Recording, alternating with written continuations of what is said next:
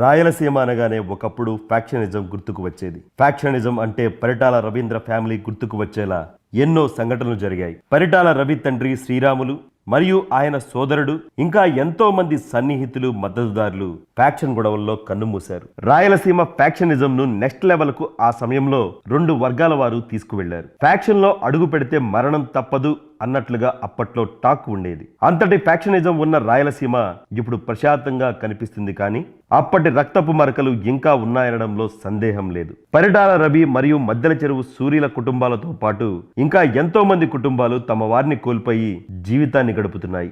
అత్యంత కర్కశంగా రాయలసీమ హత్యలు జరుగుతున్న సమయంలో పరిటాల రవి శాంతి కోసం ప్రయత్నాలు చేశాడు అంటూ ఆయన మద్దతుదారులు చెబుతూ ఉంటారు. పరిటాల రవి చేసిన ప్రయత్నాలు సఫలం కాకుండా ప్రత్యర్థి వర్గం వారు వరుసగా దాడులు చేస్తూ ఉండడం వల్ల రాయలసీమ రతనాల సీమగా కాకుండా రక్తం పారే సీమగా మారింది అంటారు పరిటాల రవి మద్దతుదారులు.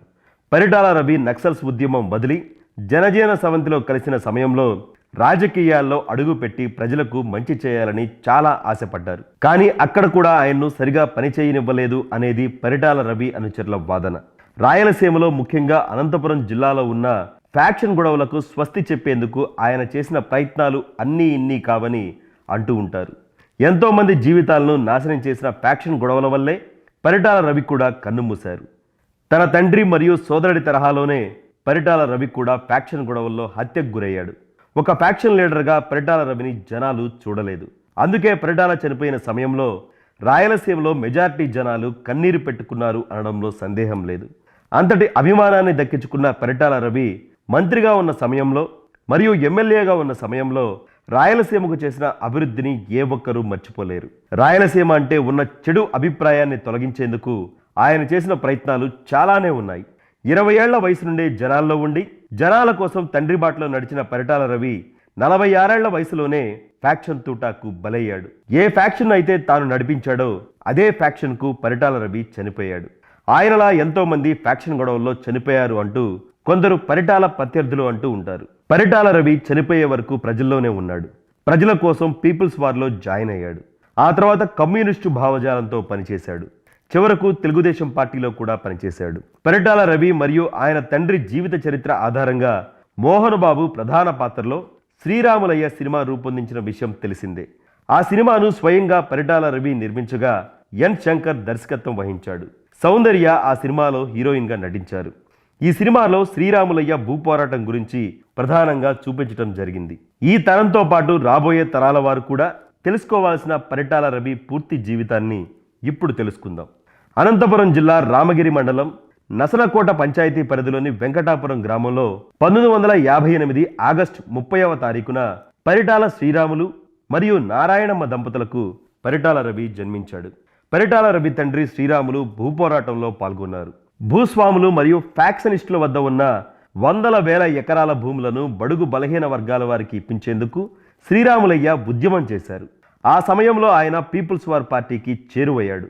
పేదల కోసం పోరాటం సాగిస్తున్న పరిటాల శ్రీరాములను హత్య చేయడంలో రాయలసీమ హత్య రాజకీయాలు పతాక స్థాయికి చేరుకున్నాయి. పీపుల్స్ పార్టీకి సానుభూతి పరుడు అయిన పరిటాల శ్రీరాములు హత్య కేసులో అప్పటి ఎమ్మెల్యే నారాయణ రెడ్డి ప్రధాన నిందితుడిగా ఉన్నారు. దాంతో people's war party MLA Narayana రెడ్డిని హత్య చేసింది. ఆ హత్య కేసులో ప్రధాన నిందితుడిగా పరిటాల రవి ఉన్నట్లుగా పోలీసులు కేసు బుక్ చేశారు. అలా పరిటాలపై హత్య కేసు నమోదైంది. పరిటాల శ్రీరాములు బాటలోనే ఆయన తనయుడు కూడా భూ పోరాటాలు చేస్తున్న నేపథ్యంలో ప్రత్యర్థులు అతడిని కూడా అత్యంత దారుణంగా హత్య చేశారు.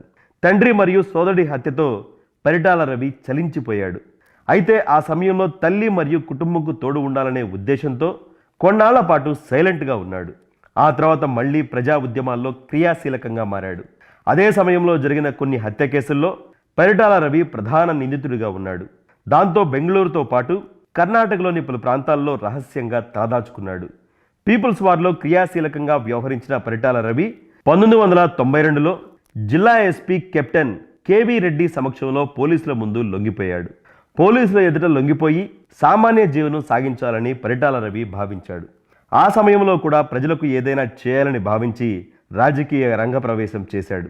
జనజీవన స్రవంతిలో కలిసిన వెంటనే క్రియాశీలక రాజకీయాల్లోకి ప్రవేశిస్తున్నట్లుగా అధికారికంగా ప్రకటించాడు పరిటాల.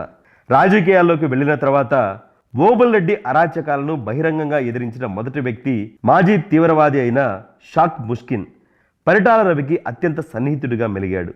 అన్నగారు ఎన్టీ రామారావు గారి ఆహ్వానం మేరకు 1993 జూన్ 7న రవి తెలుగుదేశం పార్టీలో చేరాడు. ఆ సమయంలో ఒక్క అనంతపురం జిల్లా మాత్రమే కాకుండా మొత్తం రాయలసీమకు చెందిన టీడీపీ కార్యకర్తలు, సానుభూతి పరులు పరిటాల రవీంద్రకు బ్రహ్మరథం పట్టారు. పరిటాల రవి తెలుగుదేశం పార్టీలో జాయిన్ అయిన కొన్నాళ్లకే అంటే 1993 అక్టోబర్ 24న మద్దెల చెరువు గ్రామంలో టీవీ బాంబు సంఘటన జరిగింది. ఆ సంఘటన మొత్తం రాష్ట్రం ఉలిక్కి పడేలా చేసింది. ఆ ఘటన పరిటాల రవిపై కొందరిలో వ్యతిరేకత వచ్చేలాగా చేసిందని కూడా అంటూ ఉంటారు. ఆ పేలుడులో సూరి తమ్ముడు రఘునాథరెడ్డితో సహా 6గురు చనిపోయారు. ఈ పేలుడుకు ప్రధాన కారకుడు పరిటాల రవేనని కాంగ్రెస్ నాయకులు విమర్శల వర్షం కురిపించారు. మద్దెల చెరువు గ్రామంలో బాంబు పేలుడు సంఘటనతో పాటు హైదరాబాద్లో కూడా ఒక బాంబు పేలుడు సంఘటన జరగడం, అందులో పలువురు మృతి చెందడం జరిగింది. ఆ బాంబు పేలుడు కూడా పరిటాల రవి భాగస్వామ్యం ఉందని పోలీసులు నిర్ధారించారు. ఆ సమయంలో పరిటాల రవి అరెస్ట్ అయ్యి జైలుకు వెళ్ళాడు. ఆ సమయంలోనే వచ్చిన ఎన్నికల్లో పరిటాల రవి పోటీ చేయడం జరిగింది.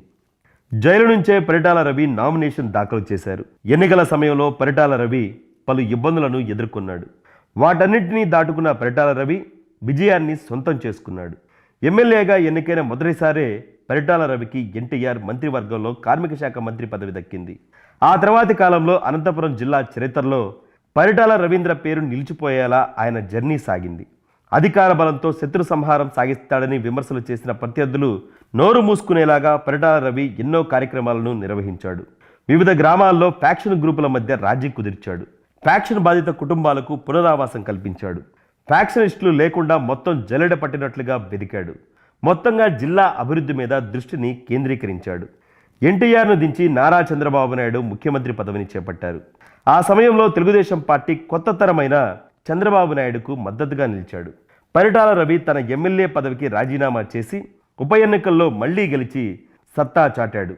1997లో తన తండ్రి జీవితం ఆధారంగా స్నేహలత పిక్చర్స్ పతాకం కింద శ్రీరాములయ్య చిత్ర నిర్మాణం మొదలుపెట్టాడు. నవంబర్ 19న సినిమా ముహూర్తం సందర్భంగా జరిగిన కారు బాంబు పేలుళ్లో తీవ్రంగా గాయపడిన పరిటాల రవి ప్రాణాలతో బయటపడ్డాడు. ఆ బాంబ్ బ్లాస్ట్ పరిటాల రవి కోసం ప్లాన్ చేసింది. అయితే ఆ సమయంలో తప్పించుకున్నాడు అనేది నిందితుల మాట. ఈ దుర్ఘటనలో 26 మంది అమాయకులు ప్రాణాలు కోల్పోయారు. పరిటాల రవిని హతమార్చేందుకు మద్దెల చెరువు సూరి, అతని అనుచరులు ఈ ఘాతుకానికి పాల్పడినట్టు విచారణలో వెల్లడైంది. సూరితో సహా కారు బాంబు నిందితులందరినీ పోలీసులు గాలించి పట్టుకున్నారు. న్యాయస్థానం దాదాపుగా అందరికీ యావజ్జీవ శిక్ష విధించింది. ఎమ్మెల్యేగా ఉన్న సమయంలో మరియు సాధారణ రాజకీయ నేతగా ఉన్నప్పుడు కూడా పరిటాల రవి రాయలసీమలో ఉన్న ఫ్యాక్షన్ను ప్రాలదోలేందుకు సామూహిక వివాహాలు చేయడంతో పాటు ఎన్నో సేవా కార్యక్రమాలు చేశాడు. 2004 సంవత్సరంలో వైఎస్ఆర్ ప్రభంజనంలో పరిటాల రవి ఓడిపోయాడు. కాంగ్రెస్ పార్టీ అధికారంలోకి వచ్చిన తర్వాత తన ప్రాణాలకు ముప్పు ఉందని పదే పదే ప్రభుత్వానికి విజ్ఞప్తి చేసినా కూడా పట్టించుకోలేదు. పైగా ఉన్న సెక్యూరిటీని కుదించి ఆయనకు మరింతగా హాని కలిగించేలా ప్రభుత్వం వ్యవహరించింది అంటూ టాక్ నడిచింది. 2005 జనవరి 24వ తేదీన అనంతపురం తెలుగుదేశం పార్టీ కార్యాలయంలో పార్టీ ముఖ్యులు రావడంతో మీటింగ్కు పరిటాల రవి హాజరయ్యాడు. అనేక మంది అతిరథ మహారథులు వంటి పార్టీ రాష్ట్ర నాయకులు అక్కడే ఉన్నారు. సాయుధులైన అనేక మంది అంగరక్షకులు కూడా ఉన్నారు. వందల మంది కార్యకర్తలు మరియు పోలీసు వర్గాలు ఉన్న నేపథ్యంలో మధ్యాహ్న భోజనం ముగించుకొని పార్టీ ఆఫీస్ నుంచి ఇంటికి బయలుదేరుదామని బయట అడుగుపెట్టిన సమయంలో పరిటాల రవిపై మొద్దుసీను బుల్లెట్ల వర్షం కురిపించాడు. పోలీసులు మరియు పరిటాల వ్యక్తిగత సెక్యూరిటీ మరియు పార్టీ నాయకులు ఇంకా కార్యకర్తలు ప్రతి ఒక్కరూ చూస్తుండగానే నిమిషాల్లోనే పరిటాల రవి హత్య గావించబడ్డాడు. రాయలసీమ అభ్యున్నతి కోసం భూ పోరాటాలు సాగించిన పరిటాల రవి అశువులు బాశాడు. పరిటాల రవి హత్య అప్పట్లో దేశవ్యాప్తంగా చర్చనీయాంశమైంది. పరిటాల రవి హత్య, అంతకుముందు జరిగిన సంఘటనలు మరియు ఆ తరువాత జరిగిన సంఘటనలు వివాదాల దర్శకుడు రామ్ గోపాల్ వర్మ రక్త చరిత్ర 1 మరియు రక్త చరిత్ర 2 అంటూ సినిమాలను తీశాడు. పరిటాల రవి పాత్రను బాలీవుడ్ స్టార్ వివేక్ ఓబెరాయ్ పోషించాడు. సూరి పాత్రను సూర్య చేశాడు. పరిటాల రవి వారసత్వంతో పరిటాల శ్రీరామ్ రాజకీయాల్లో అడుగుపెట్టారు.